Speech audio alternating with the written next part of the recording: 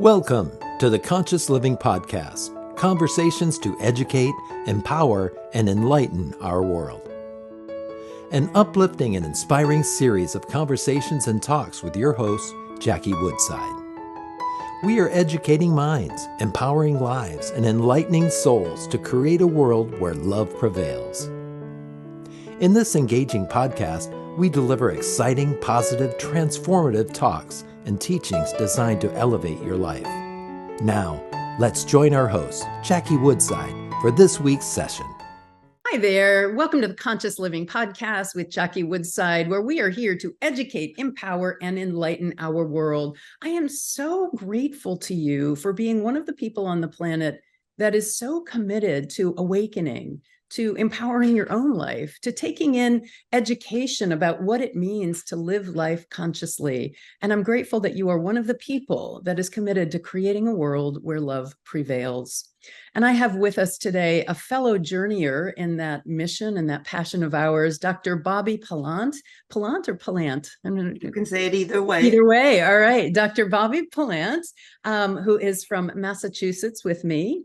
Dr. Pellant has an extraordinarily interesting career and so much like my own. She's an MBA professor, consultant, entrepreneur, #1 international best-selling author. She wrote the book Women Who Empower, and her new book just out this week, Searching for Sea Glass, a story of finding, reemerging, and fortifying soul. I can't wait to hear more about that. So she's a professional development trainer and leadership coach, executive coach. We have so much in common, and I'm really looking forward to diving in. Dr. Pellant, do you mind just saying a little bit more about your, first of all, welcome to the Conscious Living Podcast. Thank you.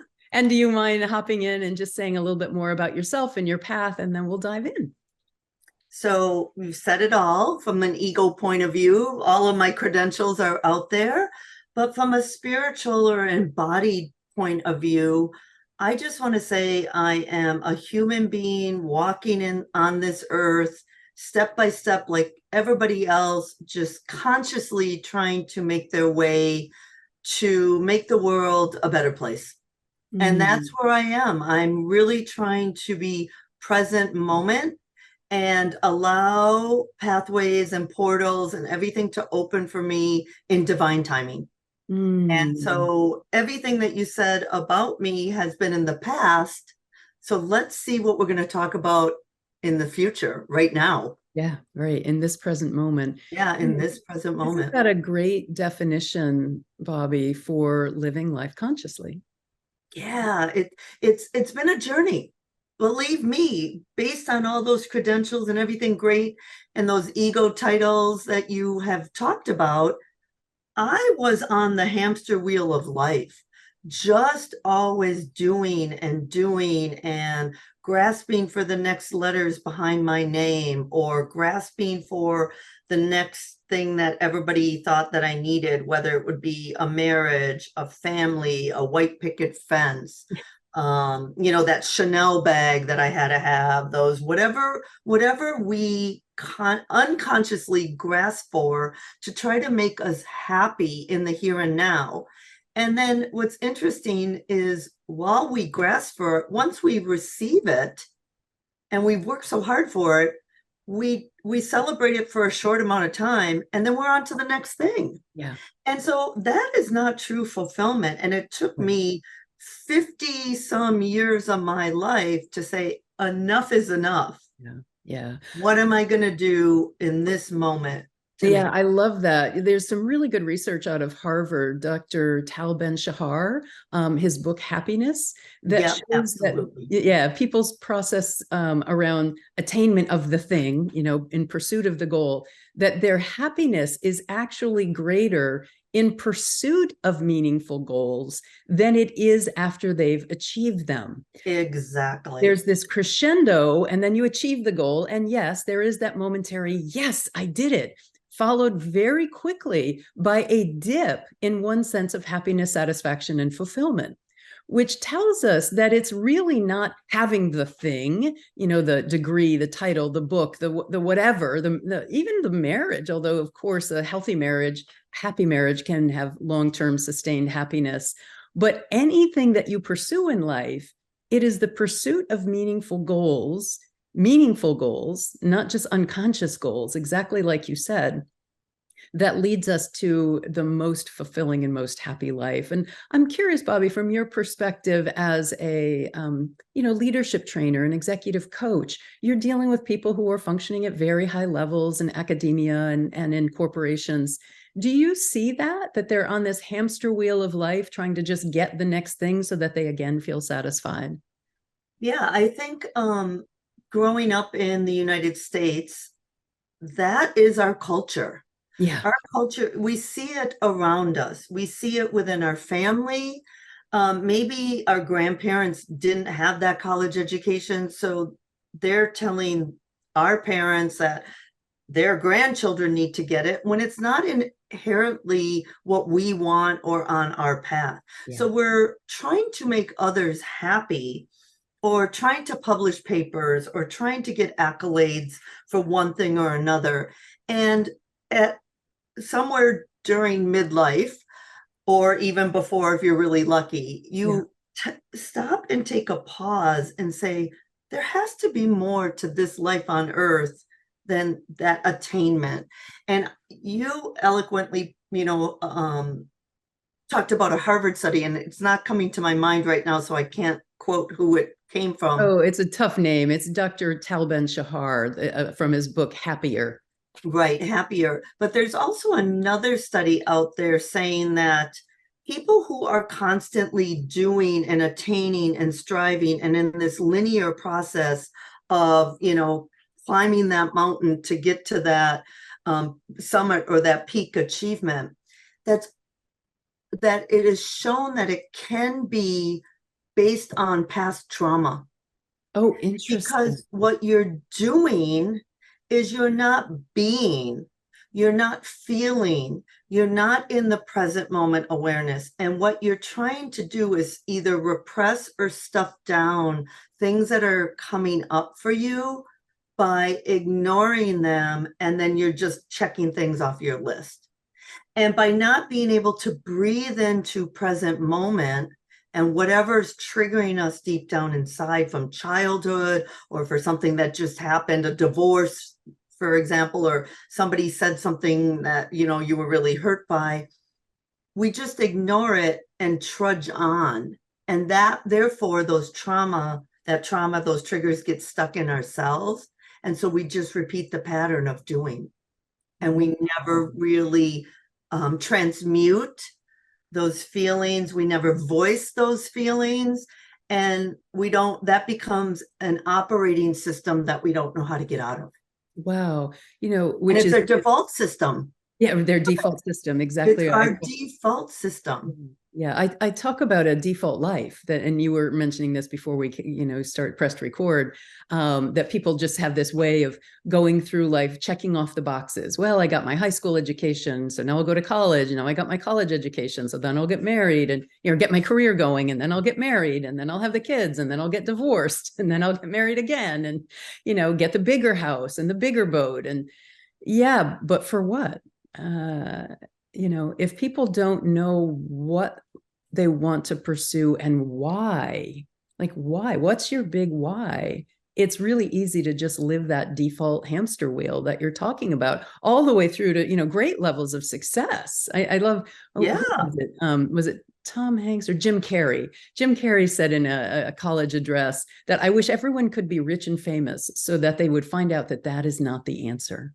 I couldn't have said it better, because at the end of this lifetime, what does success mean to you? Right.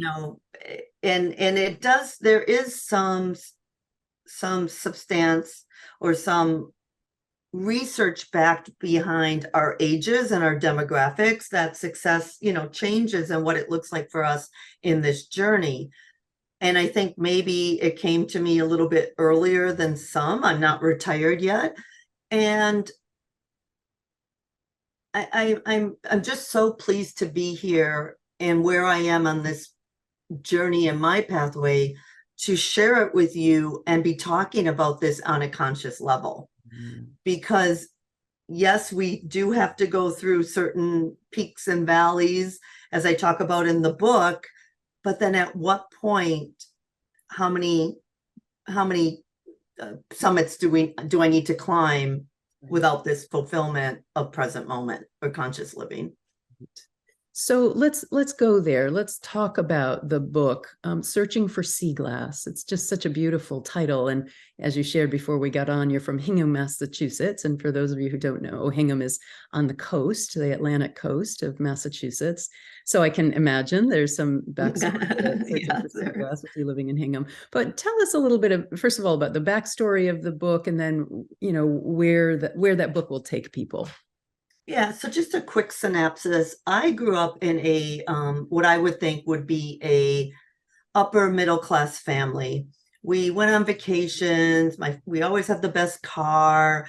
I got a diamond ring for my first communion. We belonged to a yacht club. And in the late 60s, this was kind of an envious lifestyle. And then when I turned, I think, 12 or 13, my grandmother died. My father lost his job.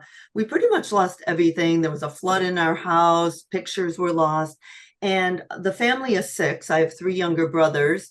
We had to move up to our hunting cabin in northern Wisconsin in 1979 in a 3-room shack, not 3-bedroom, with no running water and an outhouse as a teenager.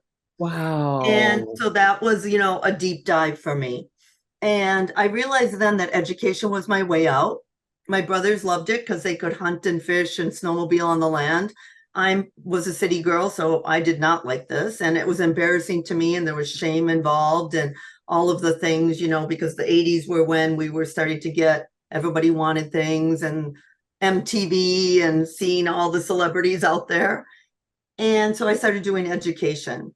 And through that, my motto became, if it's up to me, it's meant to be. So I became very independent, very driven, very hamster wheel, 7 college degrees, having everything perfect, trying to control things, going into the military, being a model, like anything that people put out there for me, I'm going to conquer that. Wait, how did you go into the military and get 7 degrees in one lifetime? Like, how did well, I've had many lifetimes, but yes, yeah. I did Army Reserve. So I did 6 years in the military. I just kept obtaining things and being a model on the side and being in videos and movies. And then I'd go on to the next thing. Wow. And, even just 15, 20 years ago, I was attaining things through publications.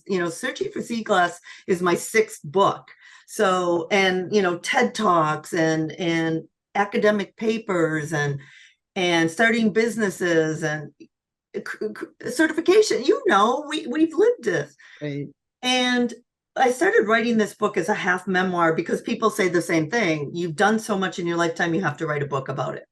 So the first part of my book is, yes, about these ups and downs. And, from riches to rags in my adolescence, yeah. I got married. We started out with nothing. My husband at the time became very well known in his industry. So I got that plane again. I got the Chanel bags. I got more diamonds and more furs and whatever. But then I got divorced. So I lost it again. So it's this periodic wave of what success means. And halfway through writing my book, I realized this wasn't about me at all. It was about the modalities that I took on to find inner peace, conscious present moment awareness. And some of these modalities are traditional, such as talk therapy, breath work, crystals, right? That's maybe more woo-woo. But I really looked at it from an academic point of view, research-based background about what worked for me, what didn't. And the second half of the book is all about somebody looking for more joy, more abundance, more conscious living, and stepping into your passion and purpose here on life. Mm-hmm. So the whole toolkit, if you will, is for people to cherry pick, to try things out that they might not have been exposed to, or they've heard something about it, but it sounds way out there.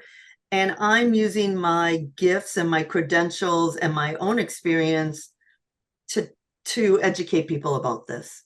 Wow. And so, yeah, no, go. What are some of the modalities that you get into? And I'm curious, Bobby, what ones you found to be particularly powerful in your walk? Yeah. So, think of the traditional ones: talk therapy, breath work, meditation, yoga. These are the things that have came up more so now, as we get more enlightened, more embodied, more educated, more of the Eastern philosophies, some of the religions with mantras and chanting and, just grounding yourself, centering. Breath is the most powerful one, to just be here in time and space. But through this, I started looking into alternative therapies, and it's funny now that this is becoming more mainstream with Aaron Rodgers, and Prince Harry just wrote about it. But I looked into ayahuasca as a traditional indigenous healing type ritual, and some of them resonated with me very well, and some of them didn't. Some of the ones that I think have been the greatest transformation to realize that I need to just be would be breath, because that's available to everybody. Ayahuasca for me was a transformational experience, because it took me out of my left brain linear professorship doing, and it allowed me to just release and be creatively. I have to say that I am not a medical doctor. I cannot condone this from a medical point of view. It is not necessarily legal in the United States, but in other countries it is legal. They do recognize it. But I do quote studies from Harvard, Johns Hopkins, to show people that there is work being done behind the scenes on some of the conscious healing practices that this natural plant has. Yeah. I haven't done anything synthetically, to let your listeners know. I'm really coming from it as from a place of what is out there in nature, that's in its purest form. And I've always stepped into the practice or the ceremony really learning about the people, the practices, and the cultures behind it. And if it resonated with me, there was a big yes. And if it didn't, I just said, no, thank you. So for our listeners that might not have been exposed to ayahuasca, why don't you say a little bit about what it is, what the cultural background is to it? Just flesh that out a little bit. Sure. So it is was founded in the rainforest by indigenous tribes there. My spiritual leader, we call him a Taita, because this has been in his generation for hundreds and hundreds of years. They believe, they don't believe, they found a vine from one tree and a leaf from another, and they put it together and they brewed it in a ceremonial tea.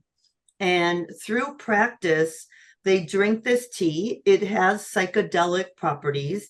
And through this tea, their belief is that it can center us, make us more conscious, make us more in love and light. And we see these visions, and we're called to live our highest purpose, not by doing, but by being. And it was important to me. I will mention, if I can, that I didn't just want to go to anybody, drink this tea, not have it be supervised, not know how it's going to affect my body. I'm 58 years old. I did it 4 or 5 years ago. So I chose a place in Costa Rica called Rhythmia, and they do medical intakes. There's doctors on site. There's paramedics. There's, they vet you out. So it was really a safe container for me to sit with the medicine, with the taitas, with the culture. And there's so much education that goes up in front of it, that you're not just going in and drinking a little tea and, going out there in the universe. But through these visions that I have had, I've been very fortunate to realize that the journey that I was on with the credentials and the hamster wheel was not the end all to fulfillment and purpose in my life. That just by being here on earth, talking to you, was a place for our awareness to expand. And that's why how I light up. Education of people is my passion and my purpose. Yeah. And so I don't have to search anymore. I can just be and have these opportunities come to me and learn to say yes to the things that scare me. Wow. Yeah. I love that. Learn to say yes to the things that scare me. That's a profound statement. Well, that goes into a TED Talk that I just did a year and a half ago called I Want You to Fail, where I would fail my students. Everybody would fail during midterm. They'd know it going in, they'd study their butts off, and yet they'd still fail. And it's that fear of failure that prevents us from stepping into this moment. Public speaking comes to mind. Many people are afraid to be on live podcasts or speak their truth in front of a stage. And believe me, I still have kind of a little bit of fear because I go deep and I go raw, and there's nothing that I don't say in here. My deepest, darkest secrets and shameful things that have happened in my life are in this book. But it's not about me. It's about connecting somebody else's experience with saying, hey, she was maybe courageous enough to say it. I'm not alone by what I'm feeling. Bobby, how I like to think about that is you've cultivated the capacity to subjugate the ego, to put the ego aside, the ego that wants to protect and defend and say, oh, I can't say that publicly, and what will they think of me, and that's too raw. And everyone's natural tendency for self-protection. Our brain is designed for us to survive, not to thrive. And absolutely. Yeah, completely. And the path of conscious living really takes you out of that so that you can actually begin observing the process that's going on with your psychology and your neurology, what your brain is doing, what your ego is doing, so that you are no longer run by it. You have the ego, the capacities of the ego, and you have your brain functioning in your neurology. But rather than being run by it, you're able to actually be the master and the director and conductor of it. And what you just shared there was a perfect example of that. And, you set me up for just the parts of the book. I was driven by ego throughout my lifetime, and expectations and judgments or fear of those judgments from others. Through ayahuasca, Jackie, what happened was the ego dies. You go through a literal, and in some cases, what feels like a figurative death. And the fear of dying, the fear of living without this ego is, of course, in my TED Talk, which was at Bentley University where I teach at, I talked about 3 different types of failures. The failure of my life and how I, overcame this poverty in adolescence. I talk about the fear of failure with people in their careers or businesses, but then I also I was fortunate enough to talk about this experience of ayahuasca and the fear of dying, literally, and killing off my ego. Wow. And through that, when you put your ego aside, we're human, so my ego still comes up. I can't kill it completely. I try. Through that, if you go back to that, remembering that those stories in our brains are only our egos talking to us through these neurological synapses, and we haven't trained or created new neuron firings to say, this is just a thought, this is not what I'm embodying right now, present moment. We can switch our thinking, and we can train our brain to new ways of thinking. And so I love that you made that connection without even reading, into what I was trying to talk about in my book. I love to tell my clients and my course students, be careful not to believe everything that you think. Oh, right? and that's the truth. It's our truth in our minds, but it's not the truth in the universe. World, right? It's not an objective truth. It's just how your brain has been patterned through past conditioning, and how you are neurologically currently programmed. And I love teaching people how to use your mind to train your brain. Ex- I Right? like to say, use your heart, use your intuition, Oh, use your beautiful. soul to train your brain. When I'm all up here into business, Bobby, I like to say, I have to sink down and be conscientious and go into soul, Bobby, or soul, or spirit, or source. And Mm, just for the listeners out there, when I'm talking about soul, this is not a religious dogma. right, right. Soul could be source, it could be God, it could be Yahweh, it could be Muhammad, it could be anybody that you believe is a higher purpose.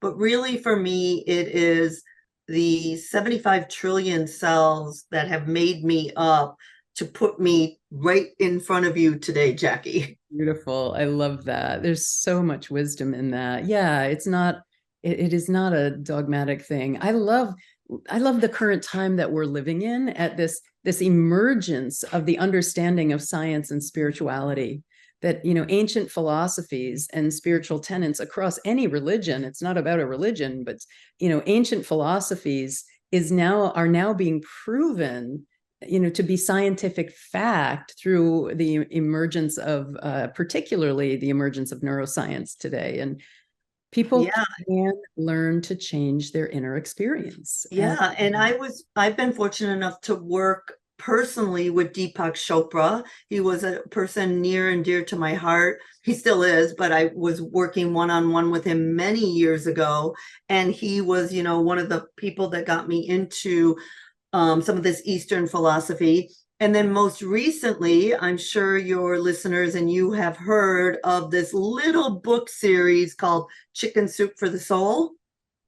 Well, I've been fortunate enough to work from a business point of view with Jack Canfield. And if you can see this, he was so gracious to write an endorsement and also write the foreword for this book, because a lot of times as an academic or as a business person, we think that's woo-woo, we think it's out there because of our brain synopsis we're talking about. But to be able to bridge the two usually lends a little bit more credibility to it. And then through this credibility, it opens the door or the window a little bit for people to tread lightly into. And then if it feels right with them or resonates, then they can open that door wide open. And then they can tell one person who can tell somebody else. And that's where our growth, our transformation, our empowerment, our enlightenment really takes fold. I'm not telling people to do it because it has to be your choice. It has to be your journey, your path. I have my own path.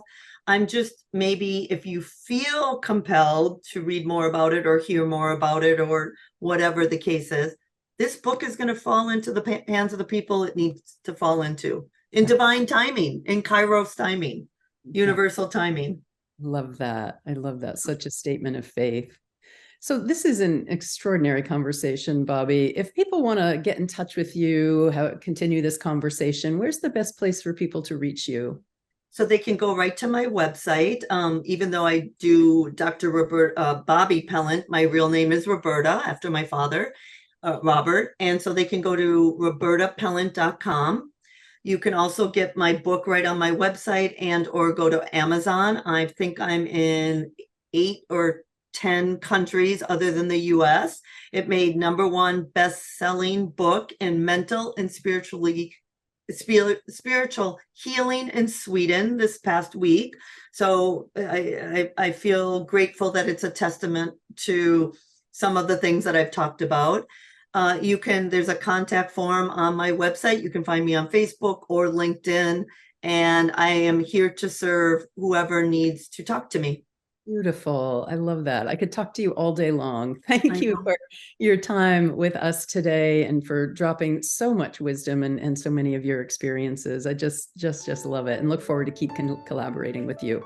I can't thank you enough, Jackie. Thank you for allowing me to be here.